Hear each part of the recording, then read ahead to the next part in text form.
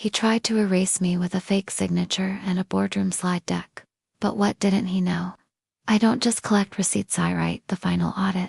When Greg walked into that meeting, he thought he was in charge. By the time he left, the only thing he owned was his silence.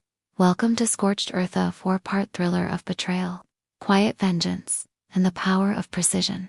If you've ever been underestimated in a glass office with locked doors, this one's for you. It started with a pen click, one single innocuous sound in a conference room, where tension buzzed like static in the air. Ava Liang sat at the far end of the oblong mahogany table, spine straight, face still. The company's quarterly strategy meeting was underway, but her mind wasn't on efficiency models or pivot charts. It was on the document she'd received that morning, slipped anonymously under her office door. No signature, no note, just a printout for lines of authorization she'd never seen before, all bearing her name. She didn't panic. Not outwardly. Ava wasn't the kind to tilt easily. 10 years in finance had taught her that panic never fixed numbers, it only obscured the pattern. And right now, there was a pattern forming beneath the surface at Zenith Corp, and it smelled like sabotage. Greg Ransom, VP of Operations, was pacing at the front of the room like a man auditioning for his hype reel. The presentation behind him blared keywords: streamline, synergy, cost compression, jargon, dressed up as strategy. But Ava wasn't looking at the slides. She was watching his hands. They didn't shake, they never did. Greg had the smug calm of a man used to winning, mostly because he played dirty and knew the board liked results more than ethics. He'd risen fast, too fast. And Ava had spent the last year figuring out why. She remembered the first irregularity. A tiny discrepancy, $7,241.13 billed under onboarding consultancy, that no one remembered authorizing. She flagged it. Greg dismissed it. Then came more: shadow invoices, mismatched approvals, slush accounts disguised as project funds. Each alone could be excused as an oversight. Together, they were a storm cloud. Ava started compiling them months ago. Quietly, carefully. A spreadsheet here, an email archive there. She didn't know exactly when the tide would shift, only that it would, and when it did, she wanted to be ready. Across the table, Dylan from Strategic Planning whispered something smug to the woman beside him. Ava heard her name and the word paranoid. She smiled politely. Let them talk, they'd see soon enough. Greg's voice soared. And that brings us to our cue for acceleration plan. Mayu? Could you cue up the budget projections? Mayu Watanabe, their Tokyo liaison, tapped a few keys and brought up a screen of colored bar graphs. She didn't look at Ava. Didn't need to. Ava knew Mayu had seen the same things she had. The only difference was that Mayu worked directly under the board, and she didn't move until she was ready to bury someone. When the meeting ended, Ava returned to her office and locked the door. She opened the mystery document again, this time comparing it line by line to the real approvals in the audit trail. The signatures were identical, but the metadata didn't lie. The forged file had been created on a Sunday. Ava never worked on Sundays. Greg, however, had been in that weekend. He'd mentioned it offhandedly while bragging about his work ethic. To HR? Coincidence? Maybe. But Ava didn't believe in those anymore. She copied the forged file into a new folder on her desktop, named it Scorched Earth. The next week was quiet. Too quiet. Ava sent a message to Mayu. Please review the attached document. The format appears correct, but the contents and signature have been altered. No reply, not for an hour. Then just one word. Confirmed. Mayu didn't ask questions. She didn't hedge. She forwarded it straight to legal. Ava wasn't CC'd, but she didn't need to be. She knew how this worked. The silence wasn't ignorance. It was calculation, delay, and distance. The machine was starting to shift, and she could feel its weight turning. Greg strutted through the office like he'd just secured $1 billion merger. He shook hands, clapped backs, and laughed louder than necessary. Dylan dropped by Ava's desk like a gloating child. Hey Ava, he said, fake casual.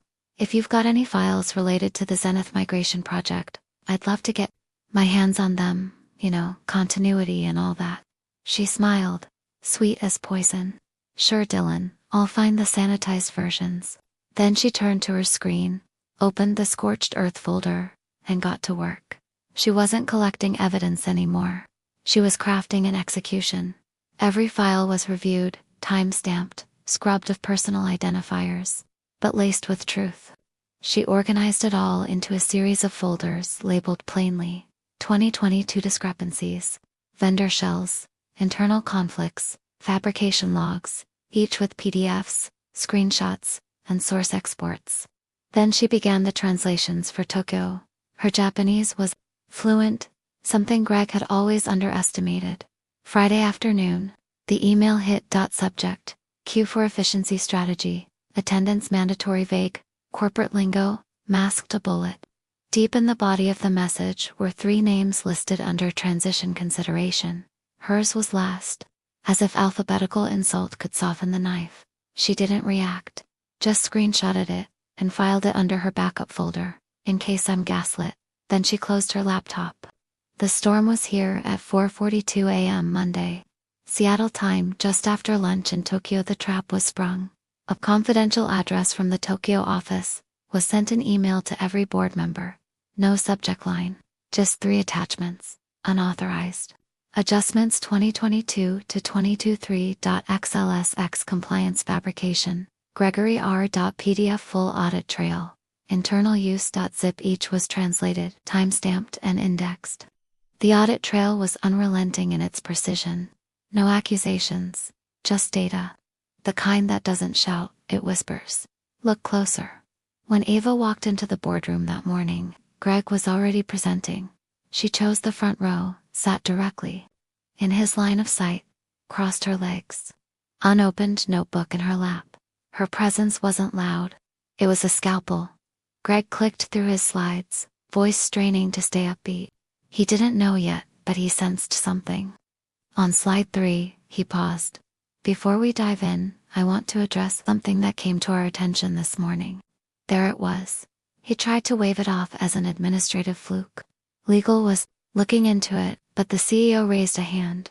No, Greg. Legal isn't working on it. They're working with us. Greg's mouth twitched. I'm not sure I follow. A board member slid a printout across the table.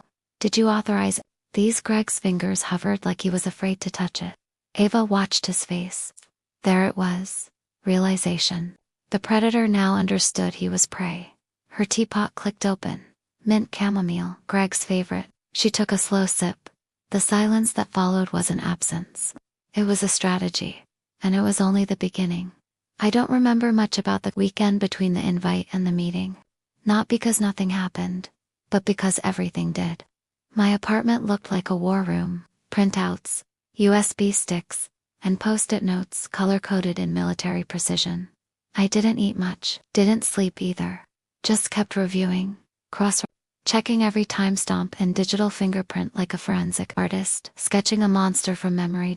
The thing about working quietly for too long is that people forget you're capable of noise. Sunday night, I wore black. Not for drama, but for comfort. It felt fitting. Funerals always require something formal. I sipped tea, not chamomile this time, oolong bitterness and clarity. I read Greg's old emails aloud, mocking his phrasing like I was rehearsing lines. In a play, he loved his buzzwords: vertical synergy, elastic deliverables, action-oriented resilience. He wrote like a man trying to sound smarter than his ethics. By 2:13 a.m., the final folders were zipped and I encrypted them, burned backups to drives, labeled them in English and Japanese, labeled them for Mayu, labeled them for insurance. Then I sent them, time staggered, from proxy. Each file a slow drip of inevitability. Greg never saw it coming. Of course he didn't. Men like him mistake quiet for compliance. He forgot that I spoke in precision, not decibels. The air outside was cold, one of those Seattle mornings that can't decide if it wants to mist or rain. I arrived at the office early, not to make a scene, just to witness the calm. Before the collapse, the boardroom had been set up. Bottled water, smart pads, a smell of dry erase markers, and synthetic carpet that now triggered mild disgust. Greg strutted in just before 9 o'clock, perfectly on cue, collared shirt slightly too crisp, like he ironed out guilt. His hair was aggressively combed. He looked, rehearsed. That should have been his first tell. He didn't look at me. Good, the CEO entered. Next, flanked by 2 assistants who didn't carry laptops. Another tell. Then the board.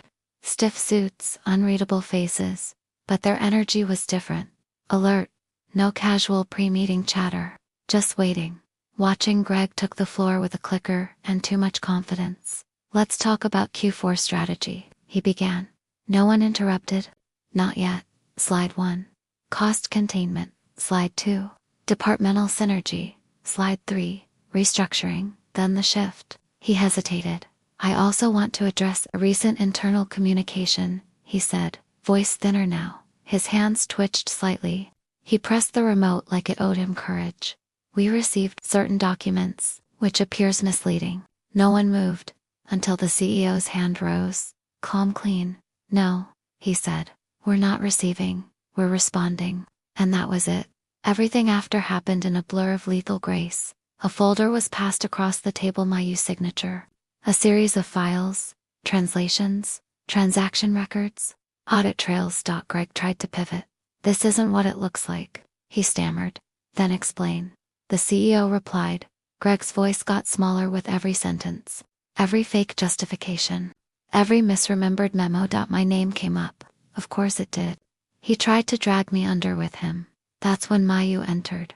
Her footsteps silenced the room. Compact blazer, steady eyes. She moved like a verdict. She said nothing at first, just placed another folder on the table. This manager, she began, has defrauded this company and compromised fiduciary trust. Silence. Greg blinked like he didn't recognize the language. This is personal, he croaked. No, she said. This is protocol. And then she stepped back. The CEO stared at Greg. You're dismissed. Effective immediately. Security didn't drag him. That would have been merciful. Instead, he walked out, slouched, undone. The door clicked shut, and the meeting continued. I returned to my desk to find my new ID badge already waiting. Different color, different access. Mayu's assistant passed me a folder. Effective immediately. Director of Financial Systems, Tokyo HQ reporting structure. Promotion, but not revenge. Precision. I walked past Greg's old office. Empty. The door was slightly ajar. I didn't look inside. Instead, I entered the data vault. My sanctuary. Walls of silence. Screens full of code. Audit trails that now tell the truth. Some people think justice is loud, explosive. I used to think so too. But it isn't. Justice is quiet. It slips in through the data logs, walks in with encrypted attachments, and sits down with a cup of mint chamomile. Justice doesn't need a microphone. Just a moment. Just timing. And when it arrives, when it finally breathes through the cracks, left by arrogance and fraud, it doesn't yell. It whispers. Check the metadata. 3 weeks passed. You could almost smell the fear clinging to the beige carpets of the finance floor. No one said anything aloud, but the silence was weighted. Greg still held his title, but his swagger had dulled. Every time he walked past someone, their screen changed. Every elevator ride turned stiffer. He had become the ghost of a man still employed, a shell waiting to crack. Mayu and I barely spoke, not because we were distant, but because the real work didn't require words. Our time was measured in secure folder names, locked conference room schedules, and eye contact long enough to confirm, yes, this is the moment. Then came the Tokyo visit. It wasn't announced publicly. Just a whisper, senior board members, internal compliance, and an unnamed director flying in from the global office. For alignment, Greg tried to pretend it was routine. He even prepped a glossy welcome packet. But the moment the elevator opened, and Mayu stepped out in that razor-cut navy suit, everyone knew this wasn't a visit, it was an autopsy. Monday, the internal alignment review kicked off. It wasn't just a meeting, it was a marathon interrogation. Teams were pulled into closed rooms, legacy projects reopened, historical approvals flagged. Tokyo didn't blink. I was called on day 3. The room was cold. To clean. Mayu sat across from me. But today, she was the interviewer, not the ally. Behind her sat 2 Tokyo officials, silent, watching. She began softly. Tell us about the vendor. Ledger variance flagged in Q3 last year. I didn't flinch. The discrepancy was internal. It was corrected. By who? Me. And who approved it originally? Gregory. Or no reaction, just a nod. Another question, and another. Layer by layer, we unspooled the web. And I answered with the clarity of someone who had nothing to hide, and everything to protect. When it ended, she closed her notebook and looked up. Thank you, Director Lin. You may return to your floor. Director, not Ava. Not a casual nod. The formality wasn't cold, it was deliberate. It meant you're safe. It meant, we heard you. 2 days later, Greg was nowhere to be seen. His office remained closed. His name is off the directory, but no email went out. No statement. Just a quiet redirection of authority. My inbox tripled in volume overnight. And I answered every single one. The next Monday, Tokyo held a town hall. You took the stage. This company has weathered a structural breach. We won't minimize it. We won't obscure it. Instead, we rebuild. She turned slightly, gesturing to the side. Effective immediately, Ava Lin will lead the transitional systems oversight. Her team will report directly to Tokyo during the restructuring period. Some clapped, others froze, but no one protested. I stepped forward, took the mic, and said simply, we don't rise by pretending nothing happened. We rise by ensuring it never happens again. No drama, just direction. And that's when I knew the war was never about position. It was about memory. Institutional, collective, embedded in code, and compliance. And we had just begun to rewrite it. 6 weeks later, the building gleamed like nothing had ever gone wrong. The quarterly shareholder meeting was scheduled for a Thursday morning. Streamed live globally from our Seattle HQ. Tokyo's board, the press, and every internal exec with even a whiff of power would be tuning in. It was our victory lap, our statement of survival. But for me, it was something else: closure. The final reckoning wasn't about revenge anymore. It was about memory, corporate, personal, institutional. Making sure the story we told was the truth, not the cleaned up version that let monsters return in different suits years later. I arrived early. Not for preparation, those files had been finalized days ago, but to feel the room. Walk it. Own it. The auditorium was pristine, the podium prepped. A large screen behind it cycled through the company's new branding, each slide more sanitized than the last. Integrity, innovation, resilience. 3 words that meant nothing without teeth. I carried a single slim folder, unbranded, no digital copy. Inside, a classified memo from Tokyo. One I hadn't even shown to the CEO yet. One that changed everything.